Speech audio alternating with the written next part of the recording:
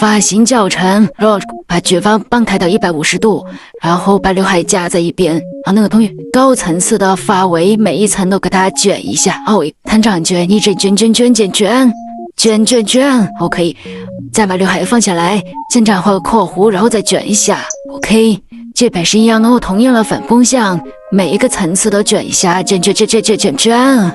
卷。段时间以后卷，注意抬头，快卷了，就说 OK， 然后把这个刘海一样直接剪一下，完成了。所以我给大家讲，前面刘海是被带过一些就可以啦。看专心致志的胸，爬起之前的手绷 OK 上，然后看只是拿个胸夹子给它夹一下，然后这种小黑夹子呢，这边也夹一下，夹显得比较清爽一点啊。